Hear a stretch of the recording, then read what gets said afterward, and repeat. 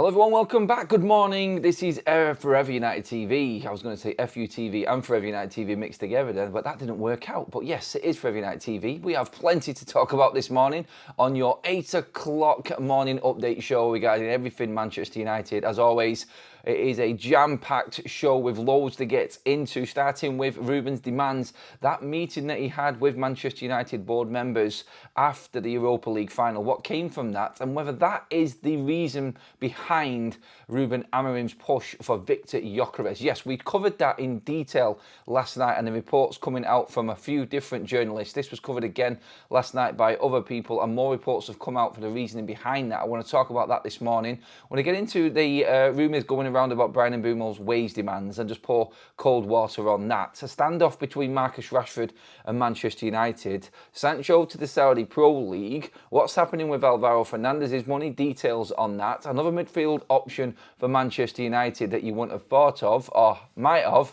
but it's not been talked about for a while yet. Other targets going elsewhere. There is so much to get into this morning on top of another bid apparently in for Antony.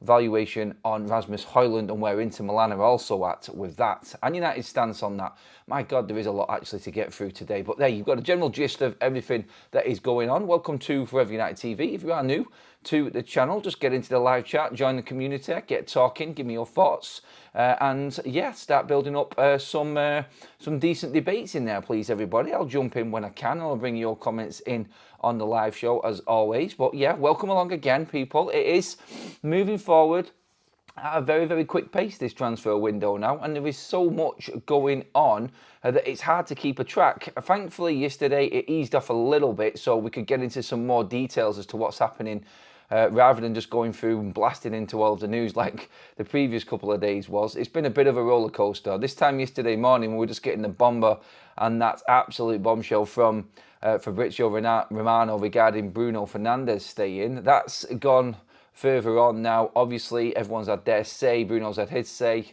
We're moving past that. I think this, like we said before, was always the big plan from Ruben Amorim. He was the one that was prepared to make the changes and make big changes. And it looks like we're in the middle of this now, even though it is just the start. He's really already making his mark on what he is wanting from Manchester United for it to work for him. And this is where I wanted to start this morning regarding that meeting. Now, it's not a specialist meeting. United do these meetings all of the time. They do them monthly, and we've known about them before because at the start of last season, we were waiting for them to decide when they were going to sack Erik ten Hag. So we was all made very aware of these meetings that happen monthly with Manchester United board members. But Ruben Amorim has met with Manchester United's board members, executives, including Sir Jim Ratcliffe, and everything was discussed after the Europa League final, which is where we start this morning because it is a spin-off from the Victor Gyokeres news, which was flying around yesterday, which is very, very encouraging. In fact, the Muppeteers did a show last night on actual talks with Victor Gyokeres. Now, United do need to raise money to get Victor Gyokeres in. That is very, very clear, which is why we're talking about the outgoings on this show again this morning and where we're at with all of them. But the meeting and what Ruben wanted from it and pushing Sir Jim Ratcliffe to buy better players, get the best players in at Manchester United. He pushed and specifically asked, now this is reported, for Victor Gyokeres and Bryan Mbeumo. Now United are in a more comfortable position with Bryan Mbeumo, obviously because his demands are not as Champions League driven as, let's just say, Victor Gyokeres. That was always something that was talked about. And obviously we heard and we still remember what Ruben said about Victor Gyokeres, only players that are going to come to Manchester United that want to come to Manchester United. Look, he said he's not spoken to him. Apparently now he has spoken to him after the Europa League final, after the tour and everything that's happened. This has escalated over the last week now. So for Manchester United coming back from Hong Kong, everything has gone into overdrive. This, I think, is because obviously Ruben Amorim doesn't have to speak to the media anymore. It's all now done behind the scenes, and I think this is where Ruben probably prefers it to be. And I think it's right that it is this way because that's always a nightmare for Ruben because he was being thrown questions left, right, and centre on some serious Manchester United topics he really felt uncomfortable in talking about. And you could see that. It was the Garnacho question, which he looked awkward with. Obviously, you've got the Bruno Fernandes questions right at the end. Now, Bruno has been put to bed. That's all been dealt with, so thankfully we don't have to talk about that anymore. But the question that everybody was asking is like, how do Manchester United get the targets that they want? So Cunha got done then, and then literally only a couple of days ago, Manchester United were thrown right in on this Bryan Mbeumo situation. And it is encouraging as Manchester United fans to see this happening. And I mean this by, when I look at it, as a Manchester United fan, as a season ticket holder, and I'm not saying that's any different to anybody else, but you tell me, this is why I'm just giving my opinion and then opening it up to you guys. But when I see Ruben Amorim getting these sorts of players through the door, I look at this as a communication situation which is 20 times better than what it used to be. Manchester United's old setup with the recruitment team, or what lack of recruitment team there was there, I think this now is 20 times better than what it was. And this is why it's encouraging for me, because we know that there is constant dialect between manager / coach, whatever you want to call him, and ownership. And ownership is in Ineos. The only people that have got half a chance of speaking to the real owners, or the majority owners, the Glazers, are Ineos and Sir Jim Ratcliffe. And Sir Jim Ratcliffe, like The Athletic has said, is running Manchester United from top to bottom, financially and sporting-wise. That's a report that was done by The Athletic, so I'm going with that. So Jim runs the ship, he runs the show. It's simple as that. The Glazers are there, they have the majority vote, and everybody hates it. It's there, and we've got to deal with it.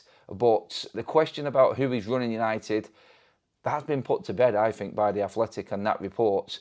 So Jim Ratcliffe running United, and him having this constant meeting and dialect with Ruben Amorim, this is where it's different, I think. This is where everything changes for me, particularly looking in on things. It's like if Ruben wants something, he doesn't have to go through 5 bleeding middlemen to try and get to the main source of funds and actually getting something done.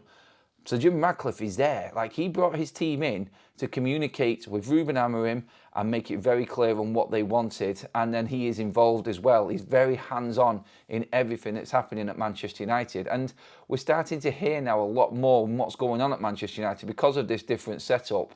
But this just benefits, I feel, what Manchester United need. Beforehand, if you haven't got football people or people running Manchester United in constant communication with the man that's running the team, then it's a recipe for disaster.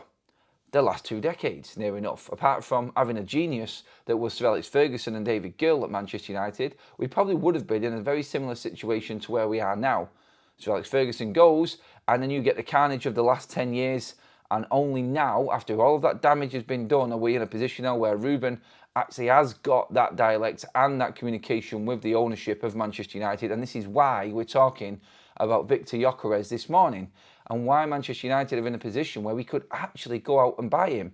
I broke down the necessaries yesterday in terms of where everyone else is with certain players and other strikers. Obviously Chelsea with Delap and Ekitike, Sesko to Arsenal, and that story coming about possibly today. We'll see and watch how that develops. But Ruben speaking to Sir Jim Ratcliffe directly, whether it's through directed meetings, he said he does speak to him face to face. Obviously he's laid out his plans. Jason Wilcox on top of that, and Christopher Vivel and Omar Barada are going to be a massive plus point for Ruben Amorim in this. I just feel like this now is where Manchester United will change. And I think the fact that Ruben is constantly there and has demanded the best and wants better players. The fact that the report comes out and says that he wanted Bryan Mbeumo and Victor Gyokeres, and now Mbeumo is in communication with United, and we're hearing more and more about Victor Gyokeres. This is incredibly encouraging for me, and I definitely feel like this is where this story from Gyokeres has come from, because he hasn't gone anywhere else yet. So we're now into the back end of the week, and we are looking at Manchester United actually being in a position where we can comfortably say that we are in the reckoning. It does come down, and the reports are saying that Manchester United do need to sell, or we do need to bring money in. And that obviously was the disappointing thing with Jadon Sancho yesterday. Now, just to clarify on where Manchester United's finances are actually at right now and bring you completely up to date, I will come to the chat on this in a moment as well. So, Jadon Sancho not going to Chelsea, no £25 million fee, so that isn't there for United right now. We have to sell him, like we discussed yesterday. £5 million fee in penalties for Jadon Sancho, Alvaro Fernandez's situation has been clarified and cleared up completely by The Athletic as well now, and it isn't good news for Manchester United. We are looking at making approximately 6 million out of the Alvaro Fernandez deal now with the sell-on. It isn't as good as what it was. I don't know where the reports came from or how everybody has been talking about a 40 to 50% sell-on clause for Alvaro Fernandez. That isn't there. It's a 20% sell-on above on anything above 5 million. So if he is going to go for 40 plus million, which is reported, Manchester United getting 20%, you're looking at approximately 6 million. So without doing anything yet, we've raised 11 million in Alvaro Fernandez's sell-on and the penalty from Jadon Sancho, plus the 8 to 9 million that we got off the Asia Tour, which is probably now, if you add it all up and round it up, about 20 million that we've managed to grab together already. This is where United are trying to make money and to go out and probably get Victor Gyokeres. So in terms of the money that Manchester United had, apparently, the 125, this is going to be blown straight out by the Mbeumo and the Matheus Cunha deals. And that's where we're at with them too. They're going to take the majority of the funds. Victor Gyokeres is going to come off the back of sales. Now, I did report last night and was talking about several reports going around that Manchester United are extremely, yes, I use that extreme word, extremely confident about selling players on and players on the books at Manchester United that they can move on this summer, which I'm going to move on to next. But first of all, I want to get into your comment section and give me your thoughts on this as well. We've got a couple of super chats to start off with. One big one from Graham. Thank you, Graham. Imagine being a small club but more concerned about United's PSR status than concentrating on your own wages to revenue percentages. Villa, Forest, Newcastle know your place, says Graham. Yeah, Graham did take a lot of pleasure out of reading all of them. Let's just call them bitchy opposition fans at the moment who are struggling to handle what's going on at Manchester United, who are struggling to deal with that United are actually spending money still, even though we're in a horrible situation. I love it. Andreas, thank you again for another super chat from you, my friend. Don't play with my heart, Adam, when you say Gyokeres. Behave if he comes to us and we get a good goalkeeper. My heart will be happy. Top 6 possible. I said last night, if United make Gyokeres happen, if we get another 8, which apparently we are going to still try and do, I'm struggling to figure out how we get that, and I'll explain that in a moment. But that complete changing of the spine and a different attack for Manchester United is absolutely huge. It's mammoth, and you cannot think anything but confidently going into next season if that would happen. I get what you're saying there, I do, mate. But the Victor Gyokeres story is not going away. He's still a definite possibility for Manchester United. Like we've said, and reports are now starting to gather momentum around Victor Gyokeres. I think the main concentration at the moment is obviously getting Bryan Mbeumo over the line and done, and then we'll get to Gyokeres. I think that is where the priorities are for Manchester United right now. But work behind the scenes is being done, like we said last night, for Victor Gyokeres to come to Manchester United. And Ruben Amorim is the one that is fully driving that now. He is right behind that, like we said last night. Napoli not interested in Garnacho. It seems that they're going for a Bologna winger. No, he's still interested in Garnacho, mate. Don't worry about that, Joshua. It just depends, really, now in negotiations on where United are actually at, because Garnacho's got a lot of options available to him. Let's see. Selling players has been a big issue with this club since Fergie left. You would think they would have got better after all of this time making mistakes. Now, that's a great comment there from Lee, because when you look at that, and this is now where Manchester United are going to start, this is where it's going to start to be judged. Because, yeah, it's all right bringing players in. United have always managed to do that and bring players in. A massive credit needs to be put on to Manchester United, the board, the recruitment team, for getting Cunha and Mbeumo over the line. Like, Mbeumo's not done yet, and I'll keep saying this just to be certain. Not fully done yet, but Manchester United are confident, very confident, in fact, of getting this deal over the line. So United's getting them two done. They need the credit for that. But the real test for them is like what that comment said there then, which is getting the players out. Now, when it comes to moving players on, we just touched on Garnacho there. There's plenty of options for Garnacho. His low wages are why Manchester United are so confident that a deal can be done. United can take pure profit from Alejandro Garnacho. So it's just a case of getting a few teams together. I think United will take their time with Garnacho over the next month so they can gather interest from other clubs and see who actually is really in for Garnacho. That's going to be the deciding factor in this with Manchester United moving him on. How many realistic and concrete interests there are in Alejandro Garnacho with his wages. I don't think it's going to cost a lot, which is why Chelsea are in, because of the low wages and fitting into that budget that Jadon Sancho doesn't want to fit into. You will have no issue at all in bringing Garnacho in for 45 to 50 million at Chelsea, I don't think, for less than 100 grand a week, and maybe 100 grand a week max for Garnacho. It's doubling his wages, what he's on right now. Chelsea see an opportunity there, that's why they're interested in him. Napoli the same. I think they will come back in for him after what Antonio Conte has now sorted out at Napoli. I think that that's going to be a positive for them going forward now that they've dealt with that situation of him possibly leaving, which is ludicrous after the season that they had, but still. And that, I think, is, for Manchester United, not really a concern right now.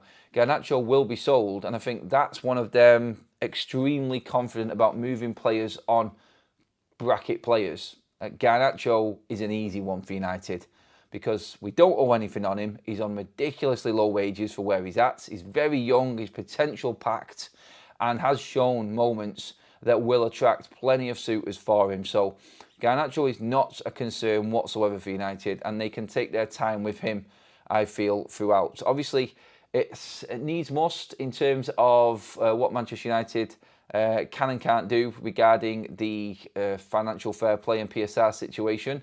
If they wanted to say, for instance, bring Victor Gyokeres in, I don't think we're going to bring Gyokeres in this month, personally. I don't. Well, they could agree a deal and then make it happen after July 1st when the new PSR window opens, but I can't see anything substantially happening this month for Gyokeres apart from Manchester United working behind the scenes and getting deals done, getting everything in place. I think in terms of registering him, I think it will be a case of, next month, personally. But I think they are looking to register Matheus Cunha and the payments from him from Wolves and from July 1st as well. So, United have a few different options and different ways around PSR. I don't think Garnacho's a needs-must sell at the moment. And I think that's going to be the case with a few players trying to get the best value that we possibly can for anybody in the market. I'm going to do more on this in a moment. We've got a few super chats just to get through quickly, and I'm going to do a few more comments as well. Red Baron, welcome to the chat, my friend. Sancho, the hostage with Stockholm syndrome. And more on Sancho in a moment, actually. I've got another update on him. Anything worth having takes time. Trust the process, says Ant. Thanks for that super chat, mate. Manny, good to see you in the chat, my friend. Hope you are well. Gyokeres or not, we will get Mbeumo. We've done well so far this window. Bruno stays is a huge endorsement on Amorim. Now the doubters might stop talking and start listening. Well, we will see. We will see. It's all going to come down to results, Manny, I think, with a lot of United fans. We can all get excited and all look forward to the potential of this being a very positive season off the back of what's happening in the transfer window. But it is going to come down to what happens on the pitch and where United are in that league table. And I'll say it again, if all of this happens this summer and this football does not change next season and Manchester United are still languishing down there in the bottom half of the table, I think the writing's on the wall for Ruben. I'll stick by that comment because I do believe that there is massive pressure on him right now. Sancho is more of a flop than Bebe. Sancho is embarrassing. And we covered Sancho yesterday in depth, actually. But just quickly before I move on to the other players as well, on Jadon Sancho, there is interest in the Saudi Pro League for Jadon Sancho. Namely, 3 different Saudi Pro League clubs are looking into Jadon Sancho's situation, actually. So we could have a get out, and United might not be that bothered about Jadon Sancho coming back from Chelsea. That's the sort of vibe that we're getting regarding Jadon Sancho's situation right now. It is that United are not too worried about him not being at Chelsea and not agreeing to that deal. there is word and there is thought that they might actually get a better deal for Jadon Sancho coming elsewhere. And if the Saudi Pro League are indeed in for him, I think that's where Sancho belongs, to be honest. Let him have his big wages. Let him look fantastic. Let him be the big star of the team, whatever it is. If there's one player that I would want to move on to Saudi this summer, it would be Jadon Sancho. One, because that's where he belongs for them reasons I just said. Two, we know we're going to get the transfer fee we want. And three, obviously, we know the wage demands of Jadon Sancho are not going to get in the way of this. And honestly, I feel like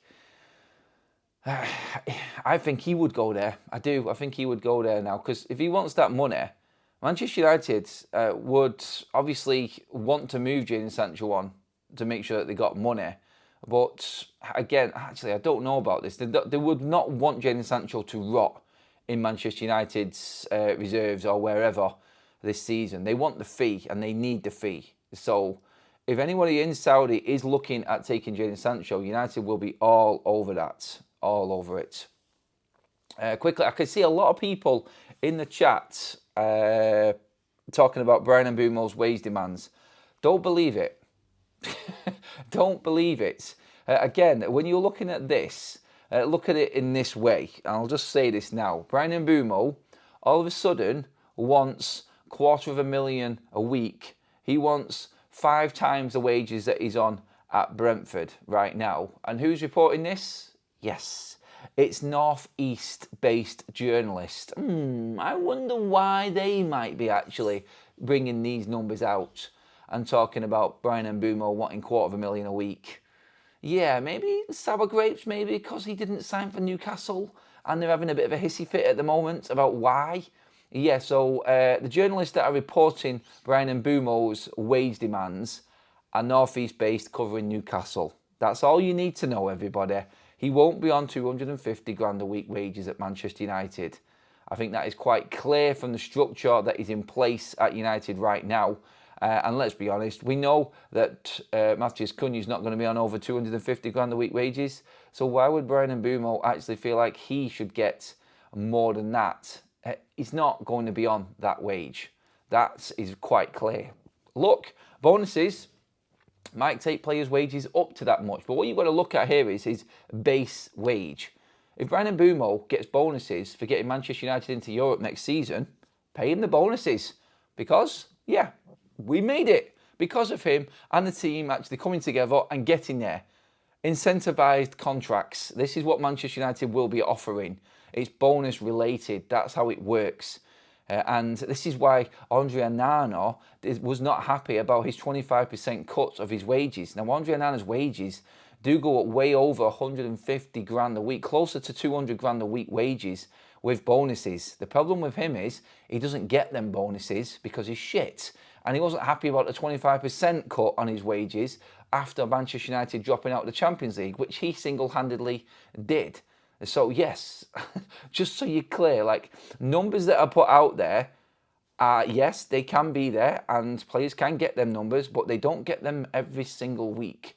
There's a lot of incentivised wages around a lot of Premier League clubs right now. So what you'll get is, it's like when Sky Sports News, when it's transfer season, you'll see the columns down the right-hand side of the screen and they'll say the transfer fees and they go to the max. They go like Manchester United spent 90 odd million on Paul Pogba when he signed, or Jadon Sancho was up there near 80 million when he signed, right? Because they had everything on. They max out. So they look at what they could possibly cost Manchester United instead of what they do cost Manchester United. It's the same with the wages. Yes, players can earn a lot of money and bonuses. Casemiro could have earned a fortune next season with bonuses and all of his add-ons, but he's not going to get them because Manchester United didn't hit them marks, which triggered them bonuses. So don't believe in the crap. Don't believe in the sour grape journalists. Don't believe in all of the hype and crap that's written about Bryan Mbeumo wanting $250,000 a week. Let it just settle down. Let it all get panned out. Manchester United are already confident that they can get Bryan Mbeumo. We know there's a personal agreement in place. A verbal agreement is there. That's been said by everybody notable so far in the journalist world. And none of them journalists have talked anything about Bryan Mbeumo wanting $250,000 a week. It's the ones up in the northeast that have been talking about this. And that's where this all stemmed from. So yeah, don't let it upset you. Don't let it get you too worried that United are going down the old track. Look, if it happens and it happens, then I'll be scratching my head too. But all I would say is, in them reports, don't believe too many of them right now. They're being hyped up to make it look like they've got away with one, really. And that's why they weren't signing a player, because they can't handle the fact that somebody's joined United ahead of them at Newcastle, because they've got Champions League football. They've got Eddie Howe. They've got Isaac up front. You want to play with all these players and this great margin, this great crowd, and be in the Champions League. Why would you want to go to Manchester United? Welcome to the big club world. That's all I would say, Magpies. This is all it is. Even I doubted it at one point, but still, this is why. I don't love it. Anyway, let's get into some more comments from people on this. Glenn, thank you for renewing your membership, my friend. Love that. 8 months a member. The most important thing is to get the players we need in time for the start of pre-season. Leave the players who are leaving at home when we go on tour if they won't go before. See, this is the problem you've got. It's like, leave the players that Man United are trying to sell off the tour. I get that, and that worked probably for Ruben. But what about the club side of things? Is that going to devalue that player, is what I would say. Is that going to be a player then that doesn't actually carry as much value because he's seen to be a problem? Why is he not on pre-season tour? Remember when Jadon Sancho came back and was integrated into training and went on the tour? United did that just so it made it look like they had a player there that wasn't a problem. I see the same thing again. In terms of the players coming back, like if Sancho isn't sold by the time the pre-season tour comes, Sancho will probably be on the tour. I mean, you have to accept that. It's not nice, and we don't want to see it, but you have to accept that this is what football clubs have to do. They have to do the necessaries. So Ruben is in this meeting with Ineos, trying to make things happen. Last night we talked about what Nate Salt said from the Daily Mail, that Amorim wants things done promptly, and that's been the main push and the main focus of conversation with every single deal. Get on it, get things done quickly. The priority is bringing in the right players at the start while they can, until the money runs out, and then moving on to players that we have to really sell players for to bring in, which is what we talked about with Gyokeres. That looks like where we're at, but two top targets which transform Manchester United practically in and done is still absolutely huge. And if nothing else happens now to the end of June, I'm happy with that. I understand that they are not easy deals to make, and I would be completely happy as a Manchester United fan if that was our June so far, the start of this window. Mbeumo and Cunha, and that's it up until the end of June. And then the new window opens on the 1st of July, well, the proper one, on the 1st of July, and then we get into a new financial year. I'm happy with that. Let's get going. I actually don't believe that many outgoings are going to happen until the 1st of July kicks in and all of these contracts move on 1 year. Once that contract ending date kicks in, which is the 1st of July with many players, nearly all of them, you'll start to see a lot of movement. So right now, United behind the scenes are moving pieces around to try and put that together to attack that 1st of July month, I think is where we're at. Raw's in the chat, super chat, thank you, mate. Saudi can only bail us out so many times, hoping they also step up for Casemiro and maybe Onana.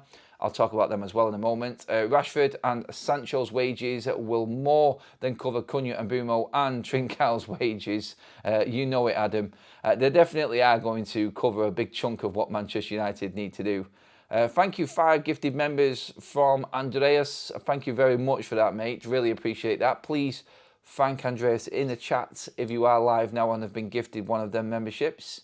Red Barrett, Newcastle fans try to force a rivalry with us. Yeah, that's the best way you could probably put it. It's like, get back in lane and know where you are when it comes to the hierarchy of the Premier League, Newcastle. You're better than us right now, but stature-wise, you ain't ever going to be able to compete, I'm afraid. It just is what it is. Look, even some Man United fans can't understand it at the moment, but the history of this football club is that strong that Manchester United do actually still have pulling power. I said it a moment ago, I second-guessed this myself going into this summer, but I have been completely shut down by how strong Manchester United still are. It is absolutely staggering, I would say.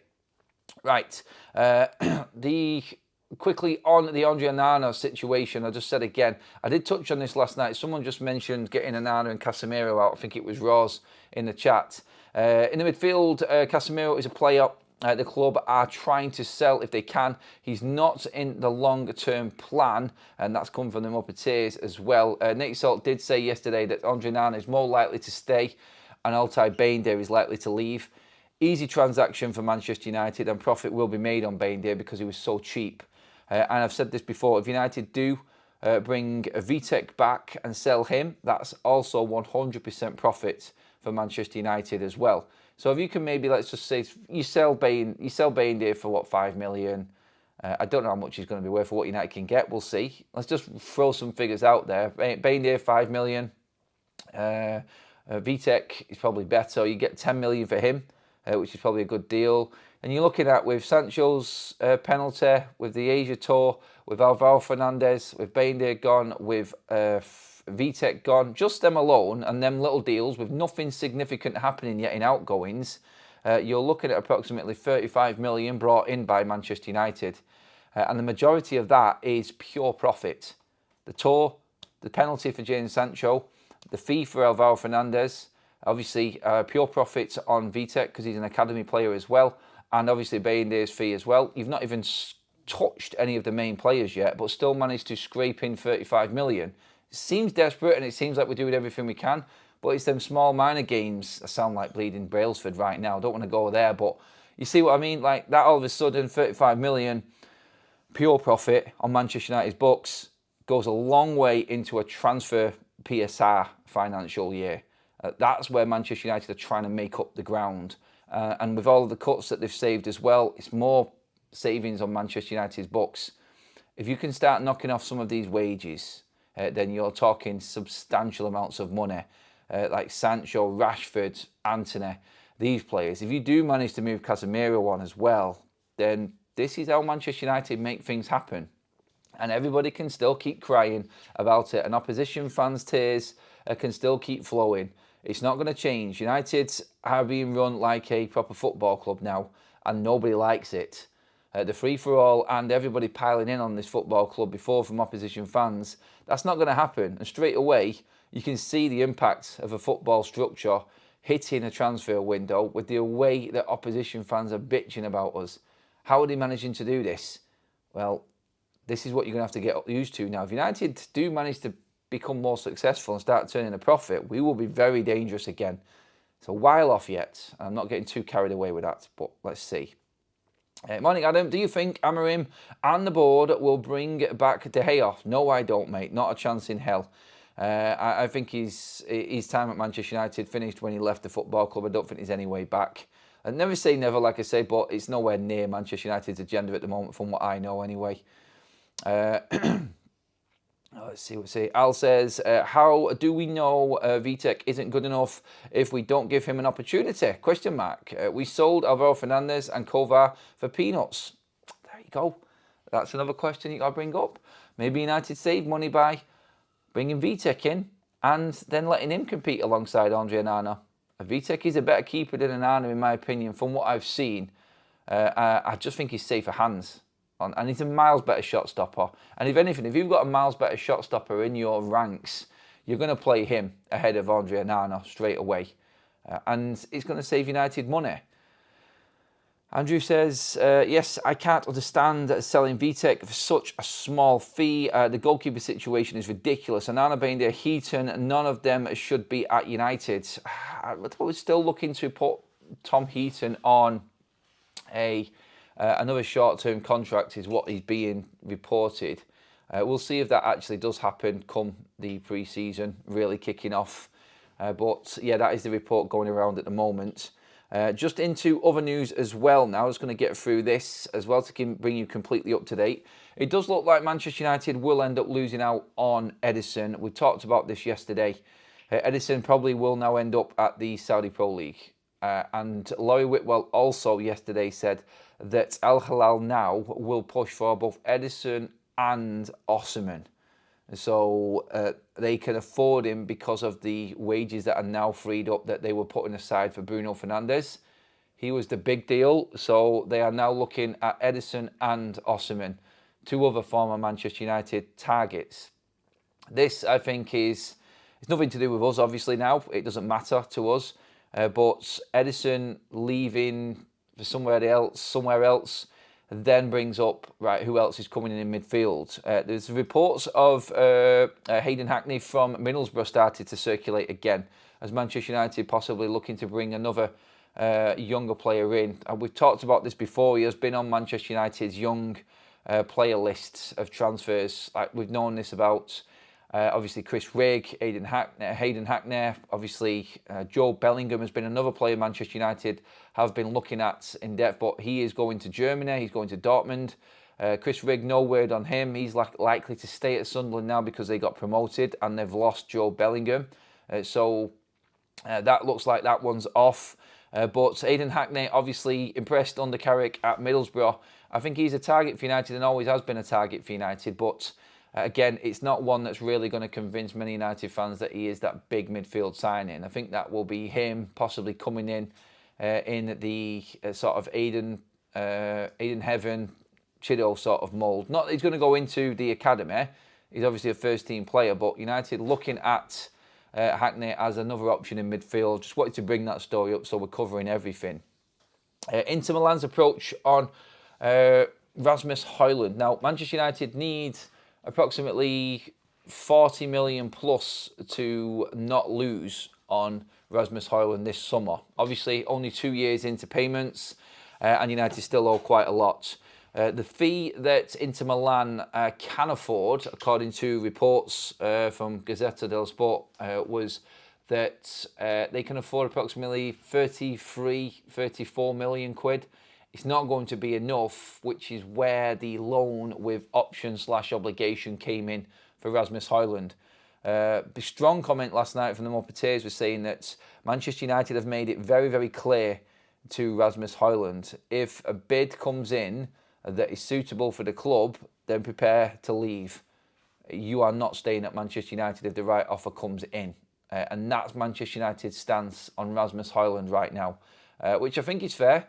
It is fair, I think. Like, he has failed this season for Manchester United miserably. Probably one of our worst players this season for expectation levels after the back of last season as well. He has completely fallen off, as we know.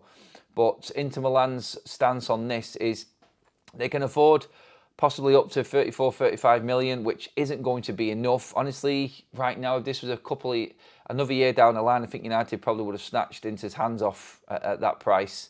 It is still less than half the value that United paid for Rasmus Hojlund.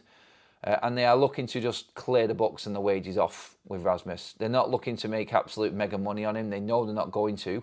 And they're just looking to try and clear him out and break even. That's the situation with Rasmus Hojlund. But he will only leave if the right offer comes in. And that has been made very clear. And the player, like I just said, has also been informed of this. That it is going to be one of them scenarios that if this works for us, you're leaving and you won't have a say on it. Because I think Manchester United will probably end up loaning him out, if anything. He isn't going to be playing football when Manchester United bring in a striker. And I think it's easy for Manchester United to say this because of the amount of games next season. Because with having less games, you don't need as many players. So I said this yesterday, possibly Manchester United looking at maybe only bringing in one number 9 because we haven't got as many games to play. Kaz just to the rescue with a coffee again. Credit to Kaz in the chat, everybody. Get on to it. Andreas, thank you again. Another super chat in. Free in attack will sort out a big problem. Anana can't be our number 1. Need a shot stopper. We're going to try and sign other players from Sporting. Well, the only other player from Sporting that I know of is on Manchester United's radar at the moment is Gonçalves from Sporting. He fetches a high value though, 67 million. The only reason I'm even looking into reports on that is because of what Laurie Whitwell from The Athletic said, in that United are still this summer going to be looking for a dynamic, energetic midfielder, number 8 type of player. So that still being on Manchester United's radar is why I would look into midfield options. The other midfielders that United would look at, Hugo Larsson from Frankfurt is a player that United have been looking at. He is on City's radar, he's on Liverpool's radar, he's on everybody's radar. I think even Real Madrid have been looking at Larson. I think he would cost too much money. Frankfurt are driving a hard bargain for their players at the moment. Obviously, Mamouche went to City. Ekitike in talks with Chelsea. Apparently, 80 bleeding million is the price for Ekitike. I can see why United are going nowhere near him anyway. But Larson, I think, again, would be upwards of 60 million for Manchester United. And I just don't know if we are going to be able to move enough players on to bring that money in, because the biggest push and priority at a must is that number 9 striker after Mbeumo, and that's what Manchester United's next signing will be. They will look for the 8, but that will be later in the window.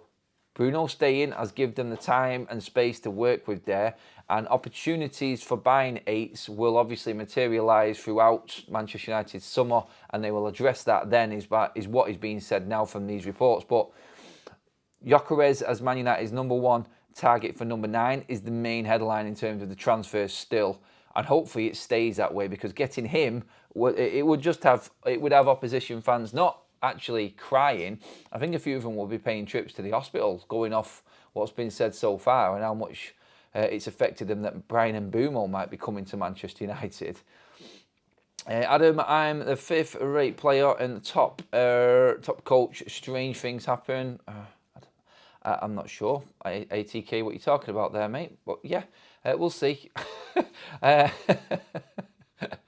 Let's get through a few more comments. Do we not have any young keepers coming through? VTech is the one, mate, on that one, Leroy. VTech is definitely I feel, the one that would make an impact this summer. It'd be good to see if VTech goes on the tour with Manchester United. That will be interesting, because I think Manchester United will give serious consideration to giving VTech more game time. I think he will feature heavily on the tour if he goes as well.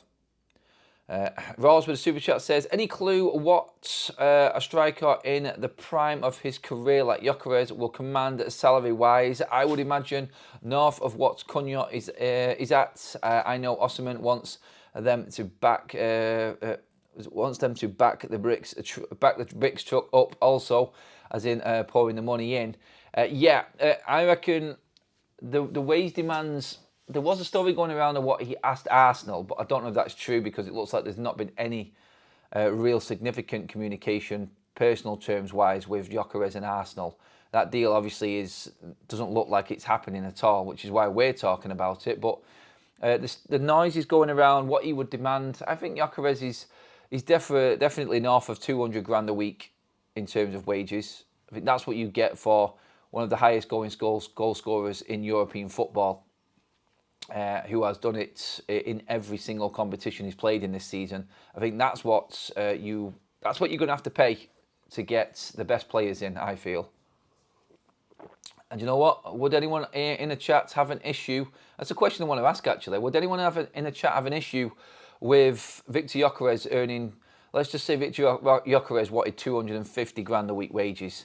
Would you have a problem with that? Is that too much money for you? Or is that what you pay for a premium striker who guarantees you goals, who has obviously worked with Ruben before? That, I think, is massive for Manchester United to consider. But Victor Gyokeres, would you take that? 250 grand a week wages. People, I've said this before, if you are just joining us and you're bringing up a comment on Bryan Mbeumo's wages, don't believe it. Don't believe that that's his wages. The reports have come from North East journalists who are bitching about Mbeumo going to United and not Newcastle. They are just elaborating what is actually already there. So don't be too concerned with that price. I don't think Bryan Mbeumo is going to be on 250 grand a week. There will be bonuses that could possibly add up to that, but all people will report is the maximum rather than the base. And the base is going to be a different number altogether. Let's see. Kaz is the best looking coffee maker I know, says Colin. Yeah, I agree. Just on what I was talking about with Rasmus Hojlund, by the way, I just seen a tweet go out from Ty Marshall of the MEN. Inter Milan interested in signing Rasmus Hojlund, could offer him a route back to Serie A as Manchester United refresh their attacking options. So the MEN are talking about Rasmus Hojlund possibly returning to Serie A now as well. This is all off the back of what we've been talking about recently, because Fabrizio Romano was the one that kick-started the Rasmus Hojlund story, by the way. It wasn't just brought up with a simple report from Italy. Them reports have always been there from Italy, but Fabrizio Romano now has indeed himself started talking about Rasmus Hojlund and the potential of him returning. Inter are very interested in Rasmus Hojlund. Also, in the Italian side of things, Juventus have made a significant move in signing Antony as well. So they've made their first move into looking into the potential signing of Antony on a permanent this summer. So them talks have started now as well, which is very good for Manchester United, because obviously with other interested parties, other interested clubs, Villarreal, Atletico Madrid, obviously we know that Real Betis are probably not going to be able to afford Antony, but if Juventus are in for him as well, we know that they will be able to meet Antony's wage demands, and we know that they will be able to afford Antony now with being in the Champions League. So this, I think, is very, very good news for Manchester United, in that Antony now has a few more suitors looking at him. And I think with where we're at, I think if Juventus do come in, if Atletico do keep their interest in him alive as well, we could start to see Antony's price rise. And when I go back to what I said at the top of the show, like Manchester United very confident about moving players on, and this is why they have gone in heavy already in terms of the players we're bringing in, like Mbeumo and Cunha, and looking into Gyokeres, is because they're confident of moving players on. Antony is one of these players that they feel comfortable moving on. The easy ones are probably Garnacho and Antony right now in terms of players to move on for Manchester United. Them two, Rasmus will take care of himself. I personally feel Rasmus is a loan with option or obligation. I think that's where Rasmus's deal is at. I don't think anyone's got the money that Manchester United need for Rasmus Hojlund. And who would come in for him? Who would actually bid for Rasmus Hojlund at this point?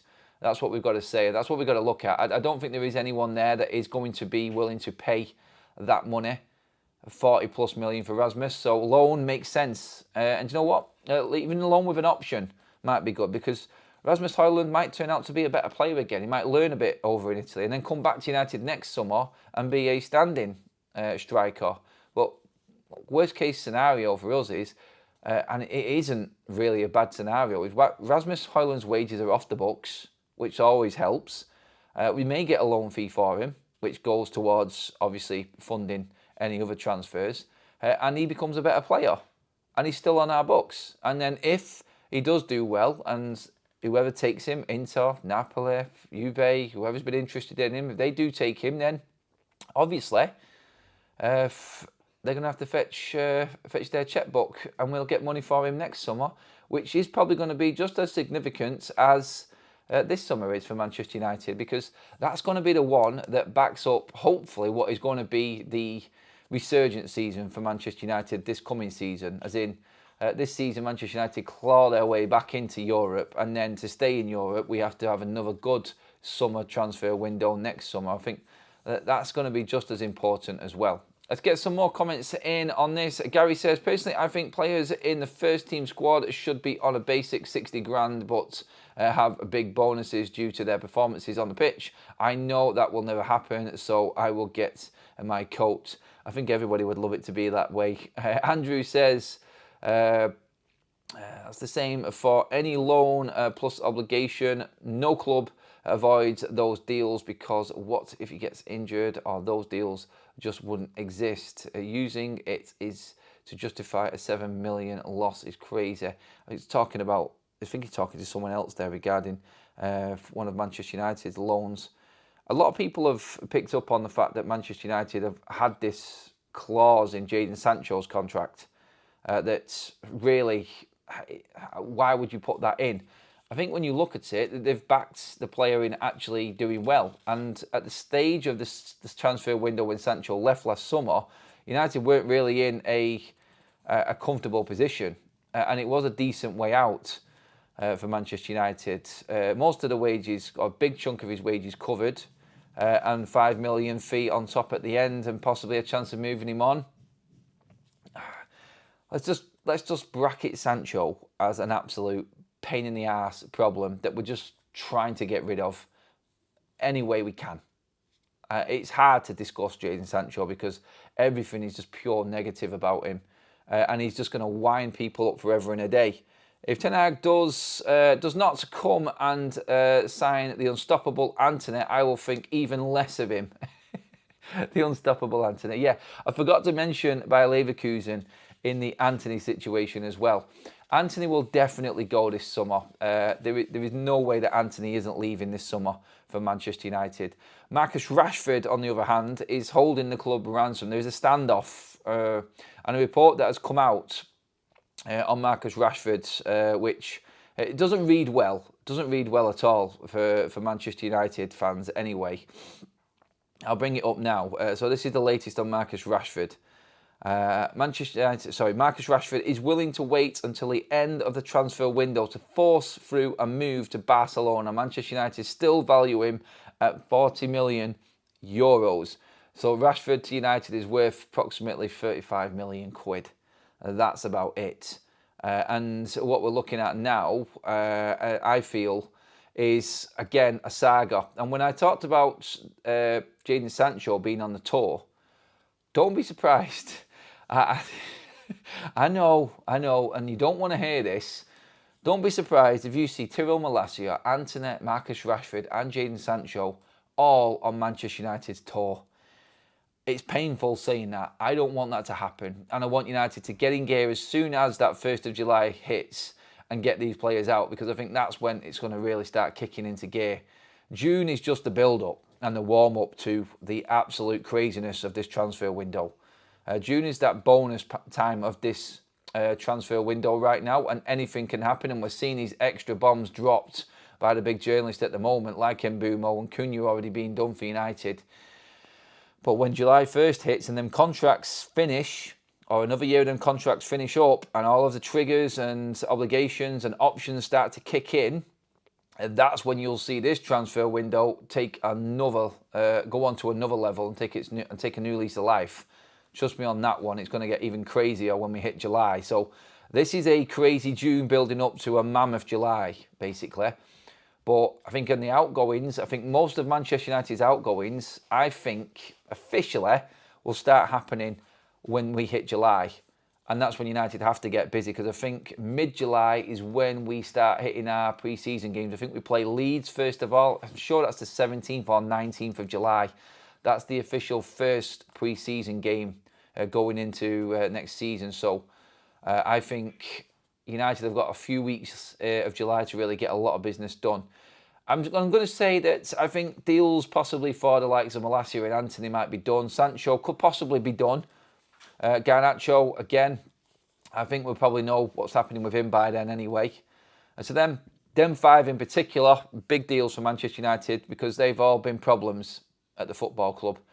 So for Ruben Amorim and being prompt and getting things done quickly, and that meeting that we discussed at the top of this show, I feel like that's probably a big part of the conversation right now for him. I think they're the ones that he wants out, and he does want to make room for other players coming in.